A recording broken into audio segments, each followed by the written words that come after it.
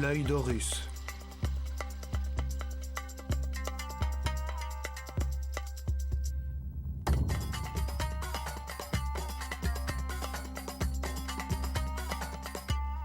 Première partie, l'école des mystères.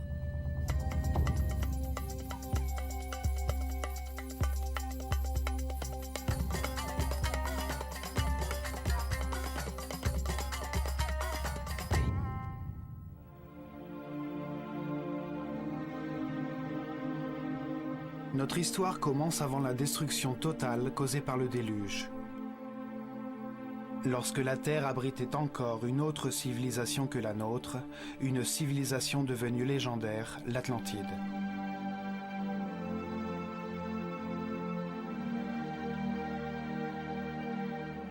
La sagesse de cette civilisation était le produit de l'évolution de la conscience humaine depuis des millénaires, de la connaissance du fonctionnement de l'univers qui donne lieu à ce que nous appelons la vie. L'étude des constellations révéla que l'humanité était une union vivante entre le ciel et la terre, que les étoiles et les soleils influaient sur le cours des saisons, des cycles et du temps.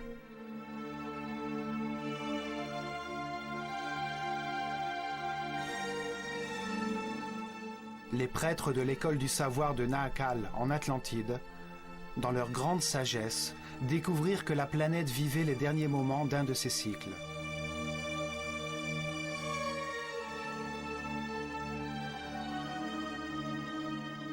Ils annoncèrent une catastrophe qui détruirait jusqu'au fondement de la vie humaine. Mais peu les écoutèrent.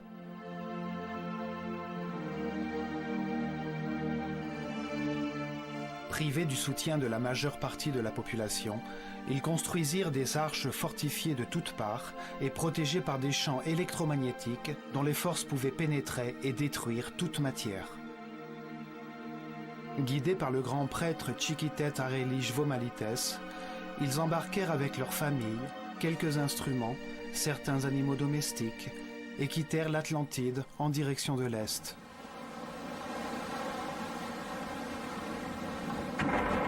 La terre trembla. Les cieux se répandirent dans les mers, et les eaux balayèrent les continents, en effaçant toute trace de civilisation.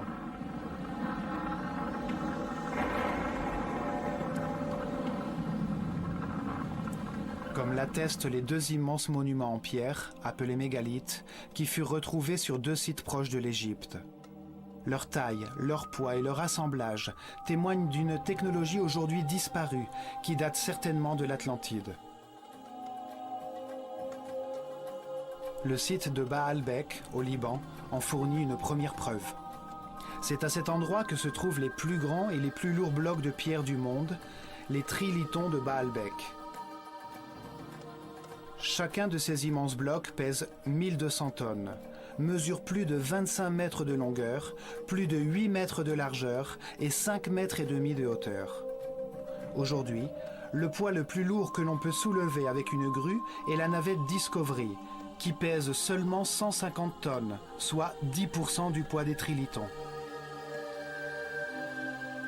Aucune des technologies actuelles ne nous permettrait de les soulever, ni de les disposer avec une telle précision. Ils ont été transportés sur plus de 3 kilomètres. Au point d'origine où ils furent taillés, nous pouvons toujours voir un bloc de dimensions comparables qui n'a pas été utilisé. En raison de sa taille imposante, cet étrange plateau est devenu un lieu de culte pour toutes les populations qui s'installèrent dans la région après le déluge.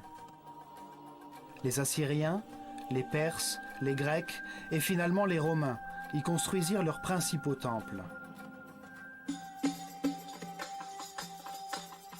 On trouve une seconde preuve à Jérusalem.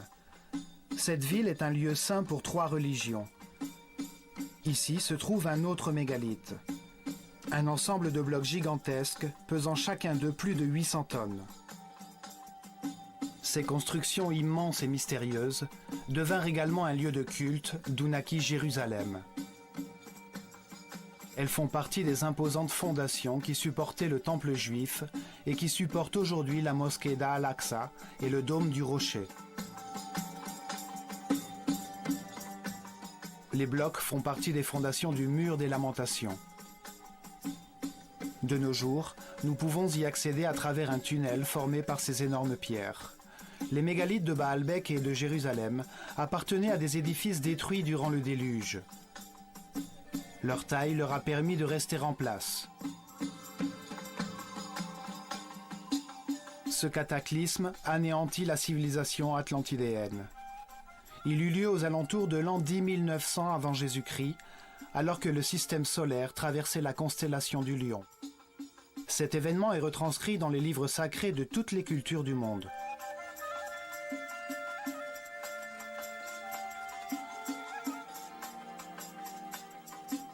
Une fois le calme revenu, les prêtres qui avaient survécu au cataclysme débarquèrent au centre de la surface de la Terre, qu'ils savaient être le croisement des forces telluriques de la planète.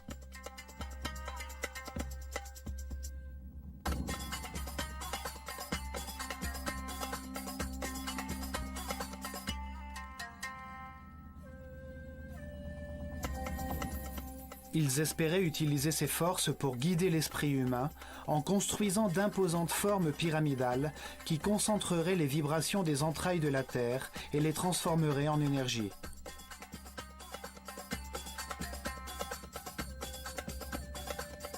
Ces êtres, qui avaient atteint un degré de développement spirituel très avancé, ne concevaient pas le progrès comme l'acquisition de biens matériels, mais comme l'accomplissement de la paix et de l'harmonie intérieure, comme une transformation de l'homme, un dépassement des limites de sa condition animale vers l'état de surhomme.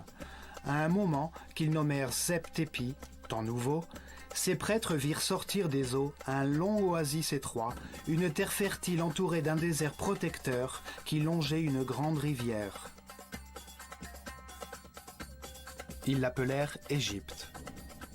Cette terre émergeait hors de l'eau, le pays d'un seul fleuve, le Nil, présentait les meilleures conditions pour donner naissance à une nouvelle civilisation. Les prêtres considérèrent ce cataclysme comme le début d'un nouveau cycle qui devait conduire l'humanité vers une destinée nouvelle, vers la construction d'une société vouée à l'élévation spirituelle.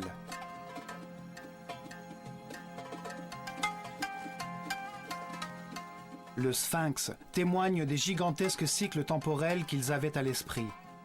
Son corps de lion à tête humaine met en valeur le cycle compris entre l'ère du lion et celle du Verseau, l'heure du règne de la nouvelle civilisation. Il voyait la vie comme un processus conçu par Dieu, durant lequel l'homme se réincarnait encore et encore pour se perfectionner et s'élever dans la hiérarchie universelle. Si l'esprit d'un homme ne comprend pas le Créateur, la raison de l'univers ou de sa propre existence, il sera incarné dans un corps. Les expériences de cette vie charnelle lui permettront d'acquérir la sagesse et la connaissance. Dans cette incarnation, dans tout ce qui lui sera donné à connaître, s'opposeront deux extrêmes. Il pourra comparer les éléments de cet univers dual et polarisé afin de comprendre la vérité.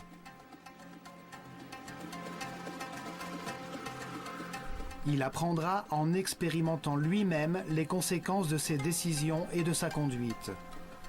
Par le chagrin, il comprendra le bonheur. Par l'angoisse, il connaîtra la paix. Au long de nombreuses vies, après avoir comparé les deux extrêmes, il comprendra que la seule vérité est au centre, dans la neutralité de l'amour. À travers la réincarnation, l'homme comprend peu à peu. Il devient un être qui respecte tout ce qui existe. Il comprend que tout a une fonction. Il accepte que toutes les circonstances, même les plus difficiles, sont parfaites, car elles lui enseignent la voie de l'élévation spirituelle. Vie après vie, l'homme s'élève. Il acquiert le savoir, la paix et l'harmonie. Il possède de plus en plus d'énergie vitale. Il devient un être plus tolérant et respectueux. Il accède à la puissance. Il comprend que dans cet univers dual, dans les circonstances les plus contradictoires, la seule neutralité possible est celle de l'amour. L'amour est neutre, tout comme Dieu. Comme le montre le zodiaque de Dendera, ce processus d'apprentissage correspond à un cycle cosmique, soit 12 ères zodiacales.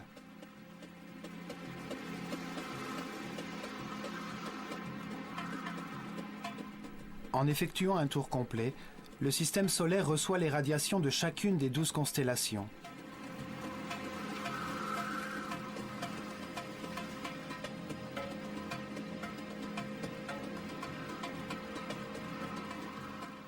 Durant ces 25 920 années, chaque esprit se réincarne 700 fois dans des corps, des endroits, des époques, des circonstances, des conditions et des personnalités différents.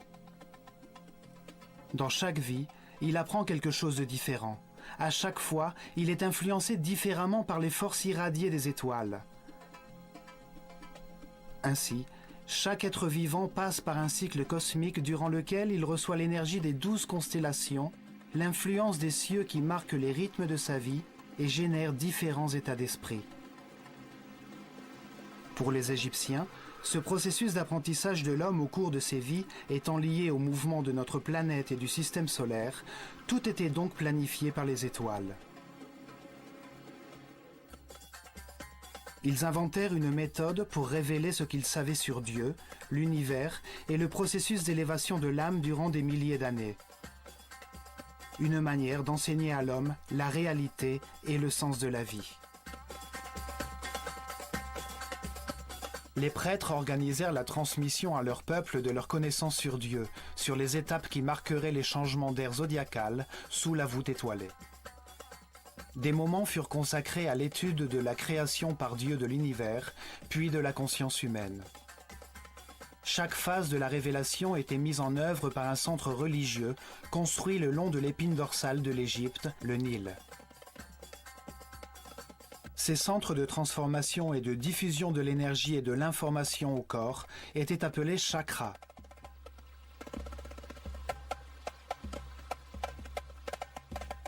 Ils se développèrent dans 4 régions. Chacun de ces 4 centres était dédié à l'explication et l'enseignement d'une phase de la Genèse. Chacun était dédié à une période différente de l'existence du même Dieu, avec des noms et des symboles différents.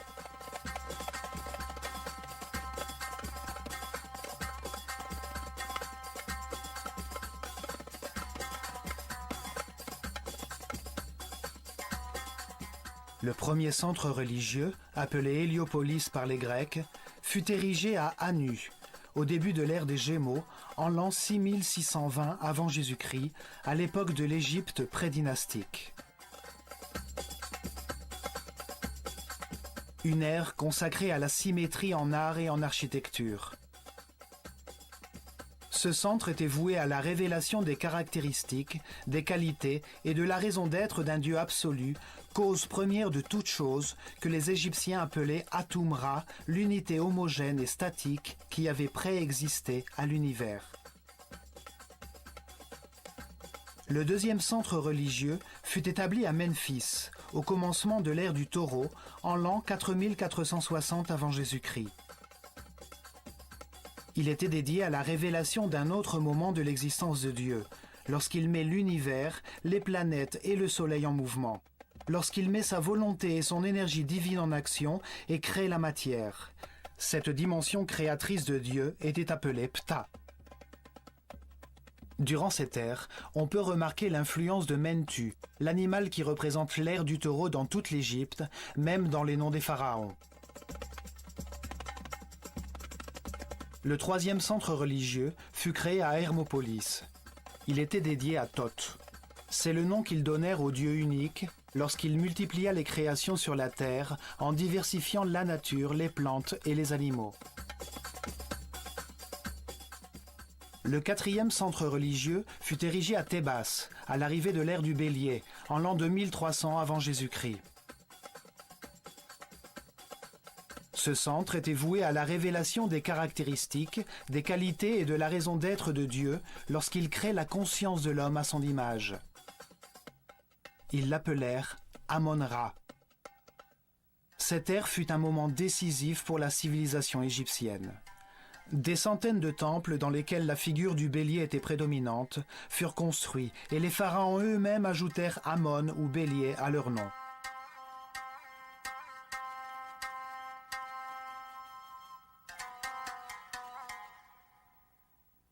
Les changements d'air ou de constellation zodiacale déterminaient la durée de chaque phase de la révélation.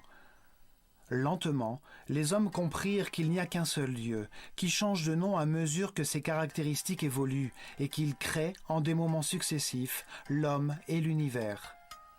Ils fondèrent une école des mystères pour transmettre leur savoir et s'assurer que les prêtres de leur caste continueraient le processus de révélation. Le pays se développa tout autour des temples et des centres religieux. En leur sein, les initiés devinrent des êtres respectables, capables de diriger leur peuple et de maîtriser les forces primitives de la nature.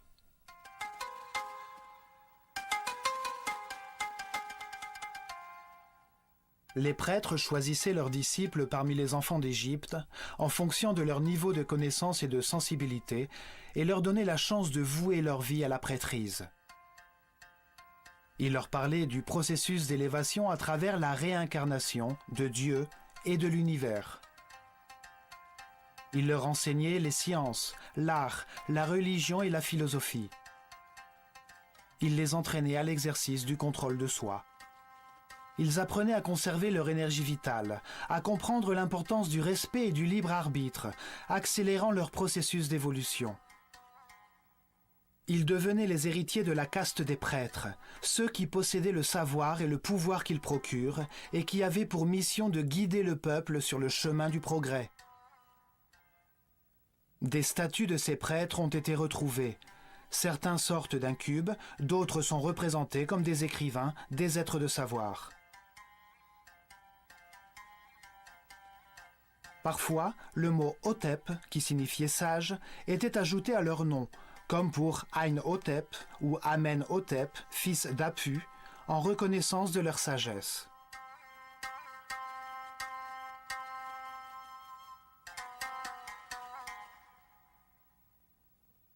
C'est dans les temples qu'était concentré le savoir, le pouvoir, la richesse matérielle et spirituelle. C'est sur eux que reposait l'organisation de la civilisation égyptienne.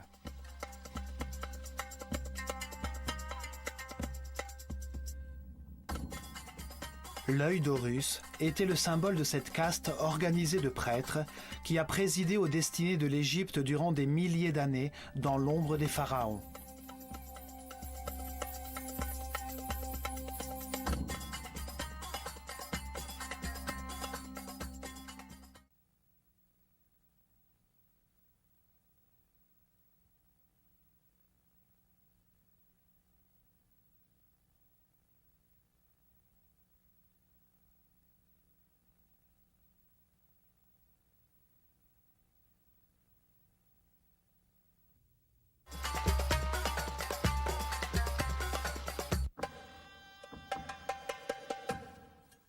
L'œil d'Horus était également le symbole de l'école des mystères, un emblème visible sur tous les murs des temples égyptiens.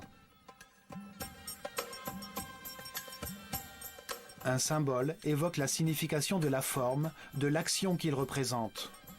Il transmet une idée avec simplicité, au-delà des mots. Son sens peut être compris des milliers d'années après avoir été dessiné.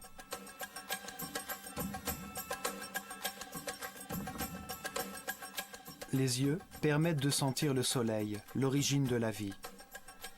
Ils réagissent à la perception de sa lumière et à la vision des couleurs. Ils communiquent au cerveau l'intensité et la force du feu.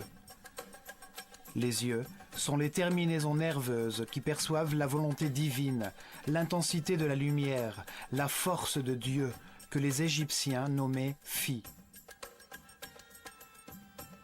La force par laquelle l'esprit se concentre dans la matière fait place à l'univers, à l'expérimentation de la conscience. Ce sont les seuls nerfs qui atteignent la surface du corps et que l'on peut voir en action.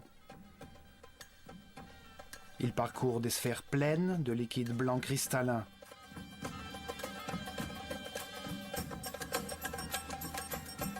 Les yeux sont un symbole de dualité.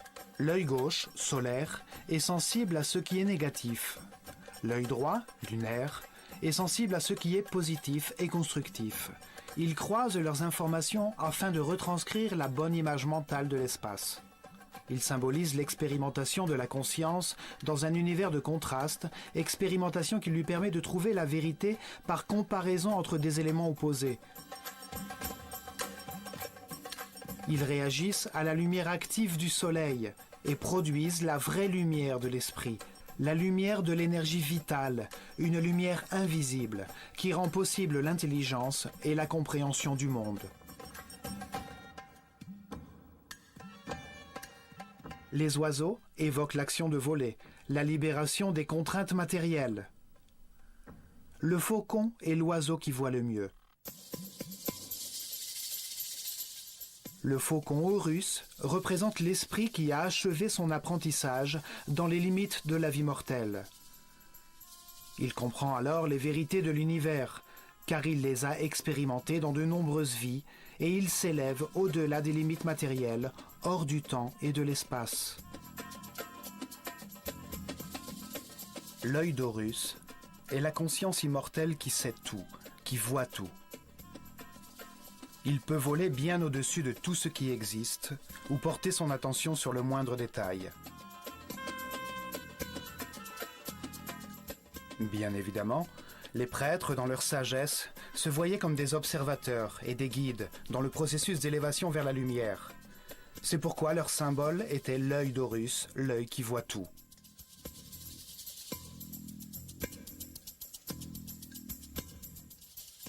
Depuis les temples, les prêtres de l'œil d'Horus conduisaient le peuple vers l'élévation spirituelle, dans la paix et l'harmonie, révélant la vérité sur Dieu, sur l'univers et sur le processus d'évolution de la conscience humaine.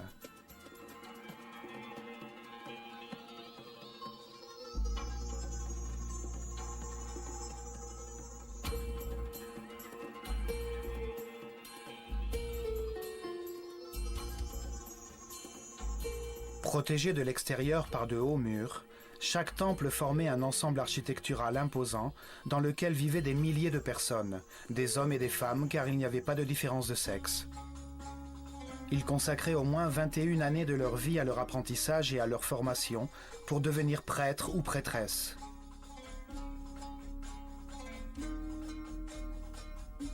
Leur parcours d'apprentissage se déroulait dans différents temples où ils restaient durant de longues années, recevaient les enseignements correspondant à leur niveau, puis ils passaient leurs examens pour accéder au niveau supérieur dans un autre temple de la vallée du Nil.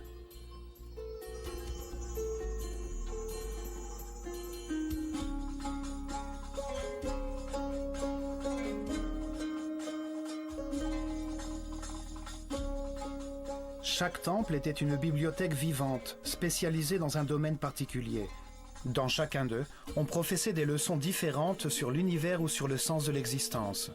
Chacune de ces disciplines possédait en elle-même un élément sacré qui donnait un sens à la création du monde.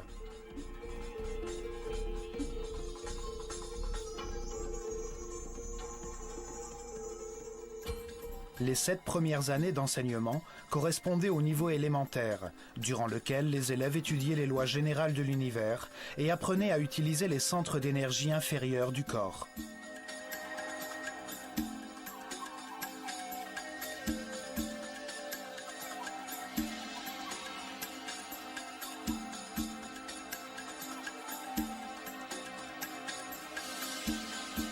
Des temples comme celui de Komombo était dédié à la compréhension de la nécessité de la dualité et de la polarisation universelle, afin que l'esprit puisse établir des comparaisons entre des fins opposées et trouver ainsi la vérité. On y apprenait notamment que la peur de l'échec peut être maîtrisée et que chaque vie est suffisante pour connaître ce qu'il y a lieu de connaître dans cette vie-là. Il possédait les outils pour éveiller la peur de la mort, apprendre à la contrôler et comprendre que la mort n'est qu'un pas vers une autre expérience d'apprentissage. Dans des tunnels remplis d'eau et de crocodiles, à de hautes altitudes, dans des enclos grouillants de serpents, les disciples devaient prouver leur détermination. On leur enseignait à dépasser leur peur de l'abandon, leurs instincts agressifs et défensifs.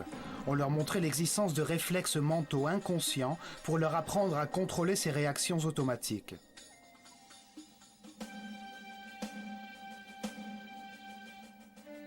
Dans le temple de Luxor, à Thébas, on transmettait le savoir du fonctionnement du corps connu à l'époque et on apprenait à le dissocier de la conscience pour qu'elle ne s'identifie pas à lui.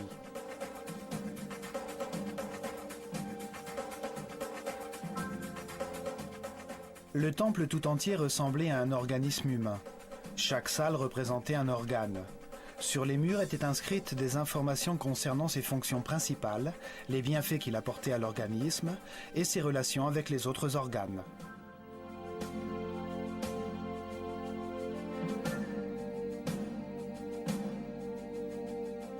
Dans ces salles, on pratiquait des exercices de mouvement et de concentration afin de diriger son esprit vers chaque organe, jusqu'à ce que le corps atteigne un état de conscience qui lui permette de devenir un parfait instrument de la volonté.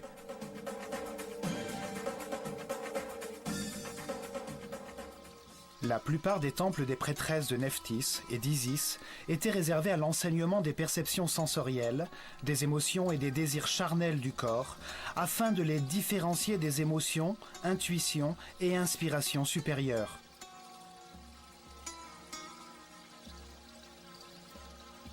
Les élèves apprenaient à maîtriser les passions et les sentiments charnels grâce au pouvoir de l'esprit, à élever leur conscience et leurs vibrations vitales, à canaliser l'énergie de leurs esprits vers des aspirations plus hautes, à éveiller leur créativité. Beaucoup de temples, comme celui d'Hathor à Dendera, étaient dédiés aux sciences, à l'astronomie, à l'astrologie et aux mathématiques. Depuis le toit du temple d'Hathor, on pouvait observer les cieux pour comprendre les différentes énergies libérées par chaque constellation et les effets qu'elles produisent.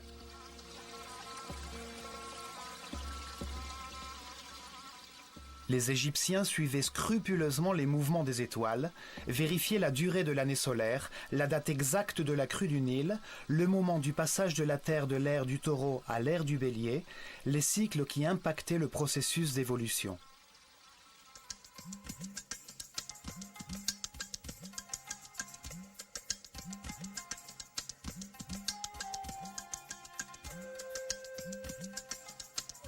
Après cet apprentissage de la raison et cet entraînement destiné à contrôler les sentiments, les émotions et les pensées, les élèves consacraient 7 années supplémentaires à l'exercice de leur cerveau droit, à l'intelligence du cœur, pour comprendre la différence entre la pensée et la méditation.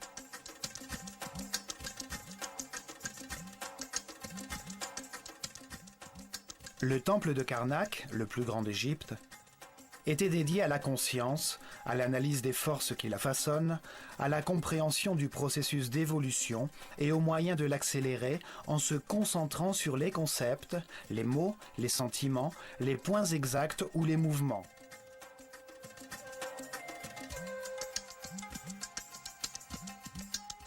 Les élèves apprenaient à se concentrer sur eux-mêmes afin de différencier le surmoi du moi, à s'identifier à un être ou à un objet extérieur jusqu'à ce qu'ils sentent ou qu'ils deviennent ce à quoi ils pensent.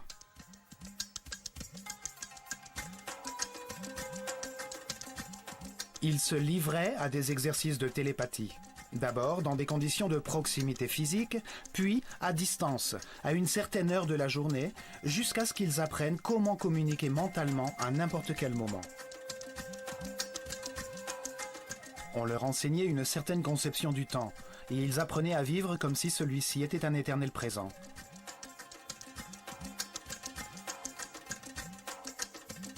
Ils comprenaient que la pensée consiste à comparer pour savoir, et que lorsque l'on sait tout, il n'y a plus besoin de penser ou de comparer. Ils apprenaient à modifier leur niveau vibratoire pour maîtriser les circonstances extérieures en atteignant un équilibre émotionnel par une décision mentale intérieure.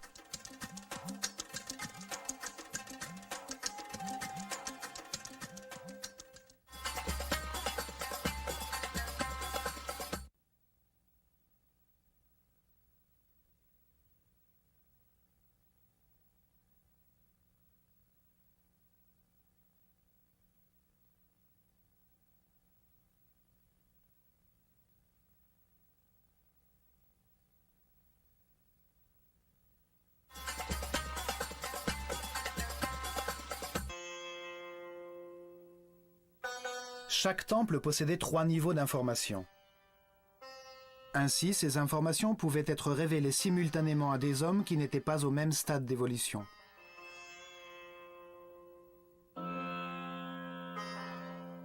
Le premier niveau était la transmission des informations élémentaires au peuple. Chaque temple avait une histoire simple, pleine de symboles et de personnages fantastiques. Un théâtre sacré, facile à comprendre. Les idées étaient exprimées dans des mythes sous la forme d'histoires.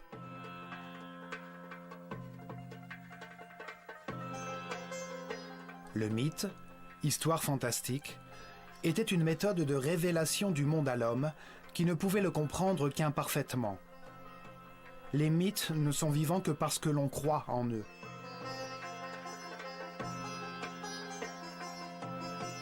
Ils font intervenir des personnages qui possèdent des caractéristiques symboliques, avec des formes qui permettent d'identifier leurs fonctions et leur activité principale, qui prennent part à des histoires simples, à des paraboles, qui révèlent la réalité de la nature humaine sans avoir recours à l'aridité ou l'abstraction de la philosophie ou de la métaphysique.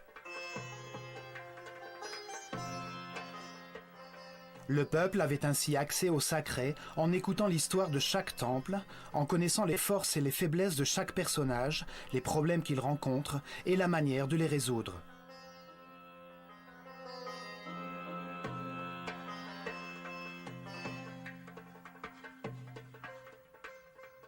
Un second niveau d'information était réservé aux disciples, des êtres spirituellement plus avancés, à qui les mêmes thèmes sacrés étaient expliqués, mais d'une manière plus complète et concrète.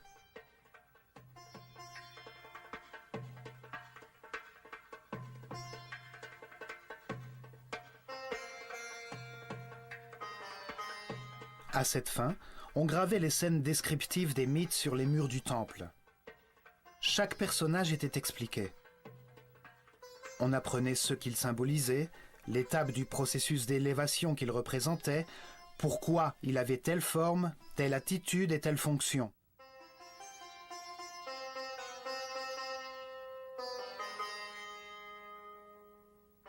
La sagesse des prêtres de l'œil d'Horus apparaît clairement dans l'histoire racontée dans chaque temple, dans les formes qu'ils utilisaient comme symboles. Simplement en les voyant, on comprend les actions qu'ils représentent ou les bienfaits obtenus par leur réalisation. En utilisant comme symbole des hommes à tête d'animaux, ils en font des concepts qui évoquent les caractéristiques de chaque animal et qui permettent de saisir la fonction de cet animal dans l'univers.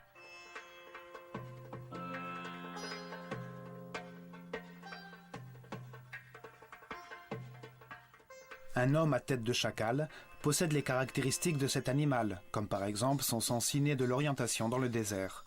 En suivant ses pas, on arrive toujours à une terre fertile. C'est un excellent guide.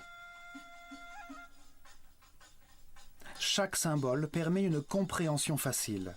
La simple forme d'un oiseau évoque le vol, la liberté.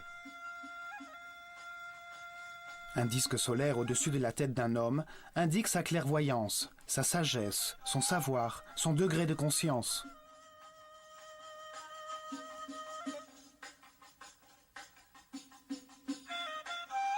Les Égyptiens étudiaient les animaux et les insectes en détail. De cette façon, ils ont acquis une grande connaissance de leur vie, de leurs activités, de leurs caractéristiques vitales, de leurs habitudes, de leurs régimes alimentaires, de leur temps de gestation, de leurs pratiques sexuelles, de leurs principales raisons d'être.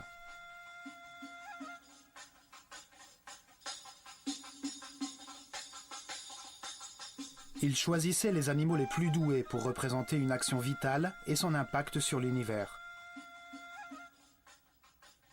L'évolution du ver, qui rampe et se tortille avant de devenir un papillon.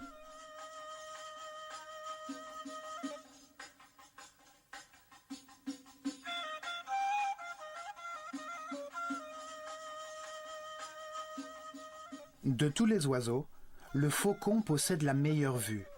Il a un cerveau optique parfaitement développé. C'est pourquoi il est choisi comme symbole de cette fonction vitale, la vision. Un personnage humain à tête de faucon est un être qui voit tout. qui domine le paysage et voit tous les détails d'un objet qu'il regarde.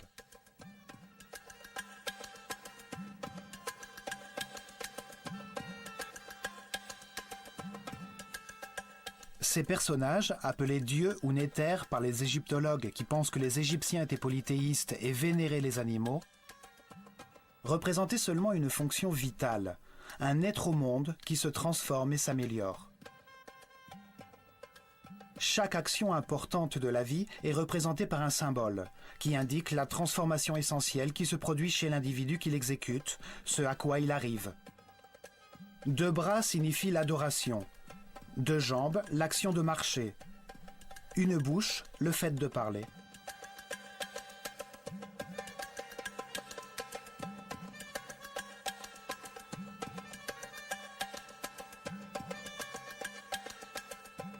Et, enfin, au 3e niveau d'information, chaque temple conservait une sorte de code secret contenu dans son symbole. Ce secret était connu uniquement par les prêtres de haut rang et les grands maîtres, et donnait des informations sur les forces et énergies fondamentales, sur la manière de les contrôler et de les utiliser pour servir leur peuple.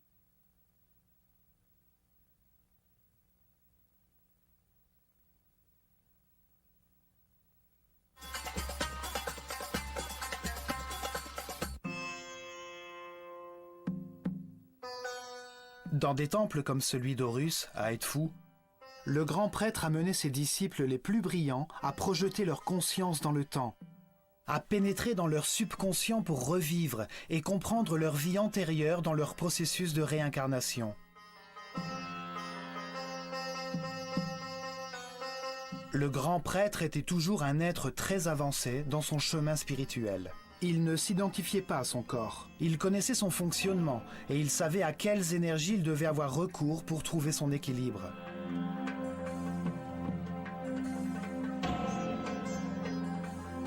Il contrôlait depuis son centre nerveux, situé dans sa couronne, le niveau le plus élevé d'énergie vitale. Il demeurait dans un présent éternel, rayonnant d'amour.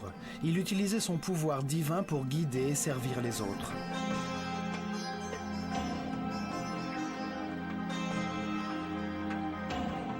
La matière peut seulement recevoir, se contracter. Le don est un rayonnement. C'est une vibration de l'esprit.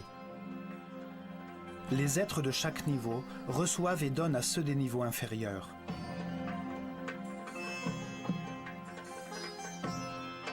Dans les salles des temples, ils comprirent que la réalité est composée de 7 niveaux d'énergie vibratoire, 7 courants énergétiques qui correspondent à des niveaux différents de pouvoir et de force.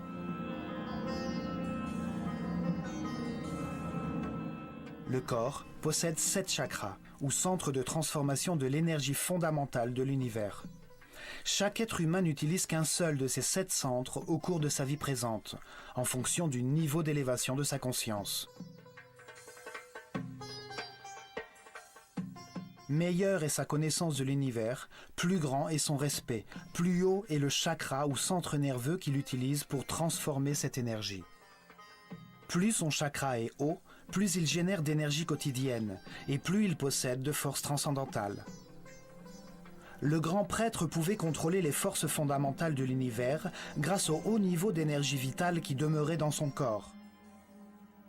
Son système nerveux avait une résistance en adéquation avec ce niveau d'énergie.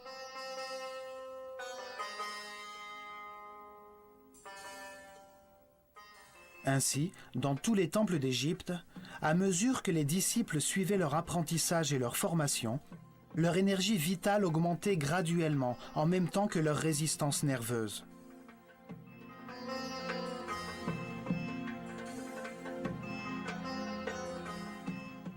Ils apprenaient à être en paix et en harmonie, à respecter tout ce qui existe, à accepter la perfection de l'univers, à diriger leurs énergies vitales vers le chemin de l'élévation qui conduit à l'omnipotence, au contrôle des forces et des énergies suprêmes.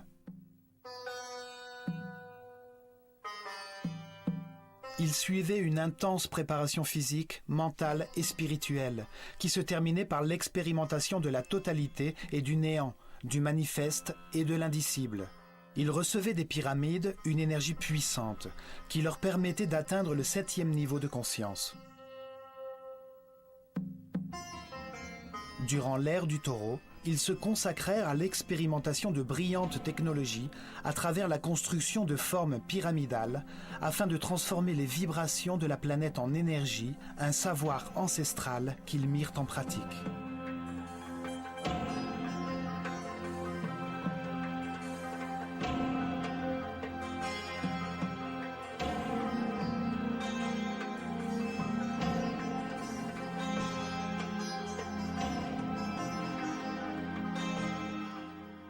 Ils érigèrent d'imposantes pyramides qui pesaient des millions de tonnes sur les points névralgiques du réseau électromagnétique de la planète. Les millions de particules de quartz présentes dans ces masses pyramidales suivaient les vibrations de la Terre, produisant de l'énergie par un phénomène connu aujourd'hui sous le nom de piézoélectricité.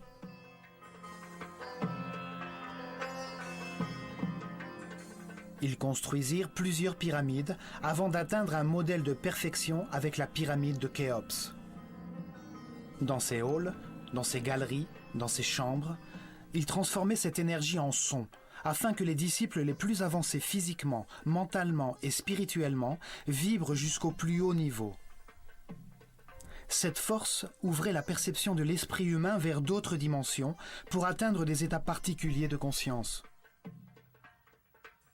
Avec cette aide extérieure, les disciples s'élevaient jusqu'au 7e niveau de conscience, repartaient en conservant cet état d'extase dans leurs esprits après avoir éprouvé la vérité et allaient la transmettre à leurs semblables par leurs mots et leurs actions. Dans leurs ultimes méditations, ils atteindraient une nouvelle fois cet état d'unité immobile, jusqu'à ce qu'il perdure en eux. Ils demeureraient alors dans un état permanent d'homme-dieu, l'énergie positive de l'amour rayonnant autour d'eux.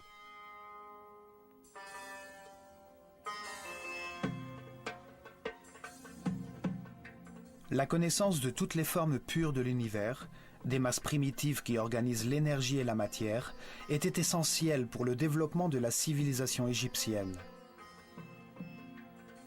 Aujourd'hui, nous appelons ces formes pures les solides platoniciens. 5 polygones de taille et d'angles égaux, formés de triangles équilatéraux, la forme de vie qui ne produit aucune tension. À l'aide de ces formes, ils produisaient des effets de résonance et de concentration énergétique afin d'élever la perception de la conscience, pour générer des effets de superconductivité permettant d'annuler la force de la gravité. De nos jours, nous avons découvert qu'il y a sur notre planète des points névralgiques appelés nœuds diamagnétiques, d'où l'on peut contrôler la force de gravité de la planète et générer un phénomène de superconductivité. La superconductivité permet d'augmenter ou de réduire la force de la gravité. En augmentant le poids des blocs de pierre, ils pouvaient poser les fondations sans avoir besoin de creuser dans le sol. En le réduisant, ils les rendaient plus faciles à déplacer et ils pouvaient ainsi les faire venir de carrières éloignées.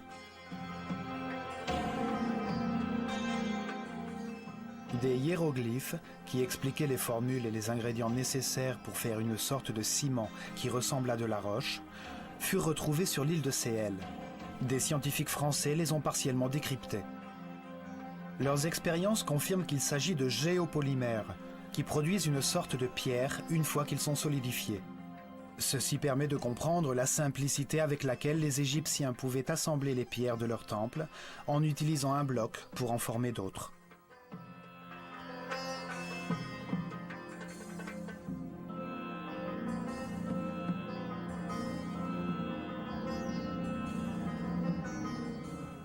Mais le plus important était leur vision de la vie comme un processus voulu par Dieu, dans le but d'élever la conscience humaine. Le fait que l'esprit humain se réincarne continuellement dans un corps pour comprendre ce qu'est l'harmonie en analysant les résultats de ses décisions.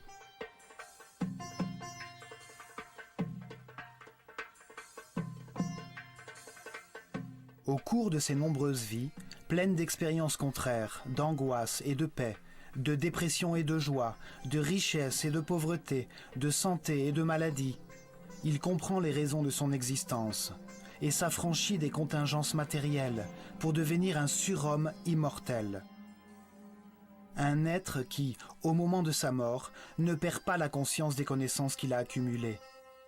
Un esprit sage qui, à la fin de chaque étape, franchit une nouvelle marche vers la perfection universelle.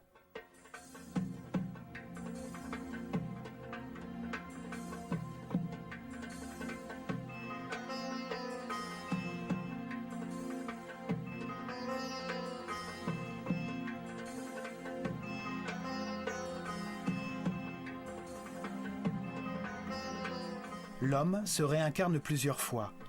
Au début du processus, il est dominé par sa condition animale. L'intolérance et l'agressivité le condamnent à une vie de désolation. Petit à petit, la douleur l'envahit et en cherchant à la soulager, il cesse d'attaquer. Il trouve la paix et avec elle, des niveaux élevés d'énergie vitale.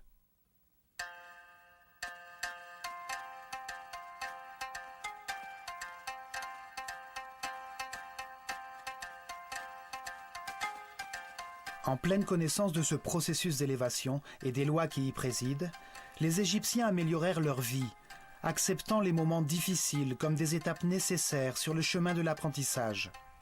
Ils demeurèrent ainsi dans la paix et l'harmonie.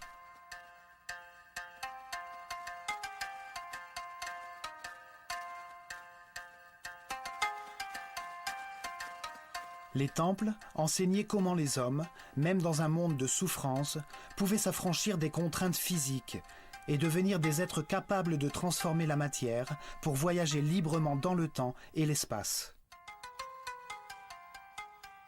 Au milieu des contradictions de chaque vie, tout homme apprend quelque chose et renaît un peu plus sage. Par la polarité entre la lumière et les ténèbres, entre la peur et l'amour, nous apprenons à trouver la paix et l'harmonie, pour garder notre énergie vitale.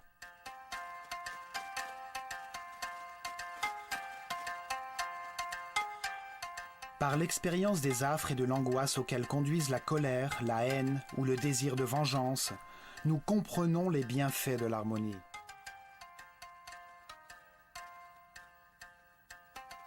En prenant conscience que chaque décision produit à la fois de la douleur et du soulagement, nous pouvons faire d'une vie infernale un paradis. Les Égyptiens avaient compris que toutes les actions de la vie quotidienne, la pêche, les semailles, la récolte, nous rapprochent chaque jour un peu plus de la perfection divine. Ils formèrent une communauté si pacifique et heureuse que lorsque l'historien grec Hérodote visita l'Égypte au 5e siècle avant Jésus-Christ, il dit « De toutes les nations de la terre, les Égyptiens sont les plus heureux, les plus saints et les plus religieux. »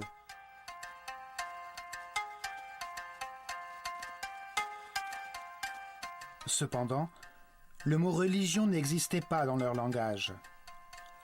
Ils ne voyaient aucune différence entre le sacré et le profane. Ils considéraient qu'il était de leur devoir de comprendre que Dieu, l'univers et l'homme étaient unis par le ciment de l'amour.